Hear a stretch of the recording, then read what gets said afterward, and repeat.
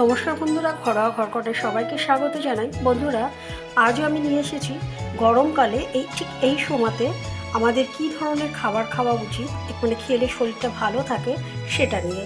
এখানে কিছু পরিমাণ আলু নিয়েছি, একটুখানি লম্বা লম্বা করে বেগুন নিয়েছি আর উচ্ছে নিয়েছি। একইভাবে আমি সব কিছু কেটেছি।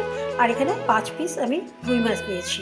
হ্যাঁ, সবার প্রথমে মাছগুলোকে আমি নুন হলুদ মাখিয়ে নিয়ে ভেজে নেবো।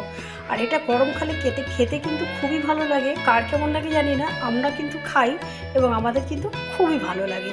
দেখতে থাকুন। আমি এবার মাছগুলোকে নুন হলুদ মাখিয়ে ভেজে নেব।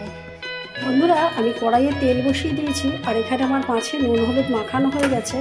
এখন আমি মাছগুলো এক এক করে দিয়ে দেবো। আর বন্ধুরা, এই যে বসন্তকাল, মানে শীত যাবে গরম আসবে, ঠিক এই সময় এই হালকা পাতলা উচ্ছে, যেমন সজনে ডাঁটা, নিম পাতা, এই সমস্ত আমাদের প্রত্যেকেরই খাওয়া উচিত। আর এগুলো যদি এরকম হালকা থেকে করা হয় তাহলে কিন্তু খেতেও ভালো লাগে এবং শরীরটাও ভালো থাকে। বন্ধুরা, আমার এই যে মাছটা ভাজা হয়ে গেছে, মাছগুলো, হ্যাঁ, এখন আমি এই কড়াইয়ের মধ্যেই এই আলুটা দিয়ে দিলাম আর পরিমাণ অনুযায়ী নুনটা দিয়ে দিলাম আর পরিমাণ অনুযায়ী হলুদটা দিয়ে দিলাম। এবার একটু নাড়াচাড়া করে নিলাম। বন্ধুরা, এর আগে আমি এরকম একটা তরকারি করেছিলাম, আপনারা খুব ভালো ভালো কমেন্ট করেছেন, সত্যি আমার খুব ভালো লেগেছে।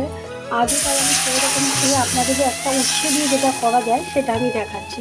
তা আমি জল দিয়ে দিলাম। এবার আমি ঢেকে দেব আলুটা সেদ্ধ হওয়ার জন্য।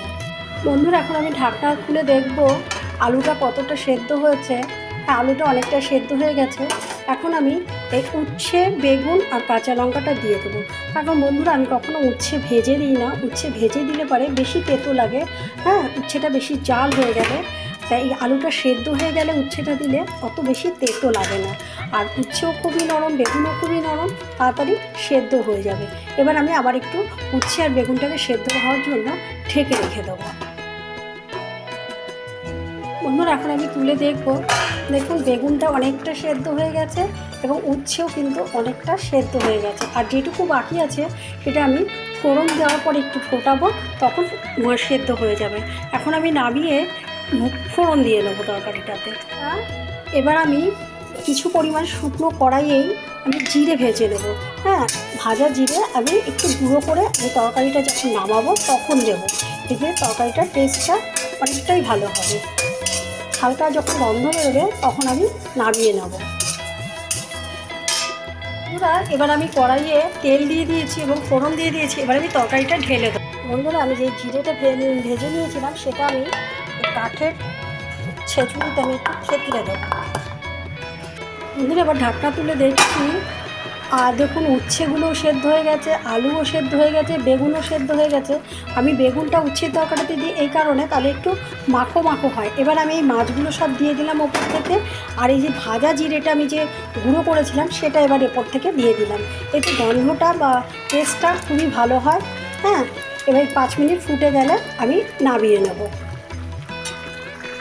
বন্ধুরা, আমার এই আলু দিয়ে, উচ্ছে দিয়ে এবং বেগুন দিয়ে অল্প তেলে পাতলা করে মাছের ঝোল হয়ে গেছে। দেখুন কত সুন্দর হয়েছে, কালারটাও ভালো হয়েছে।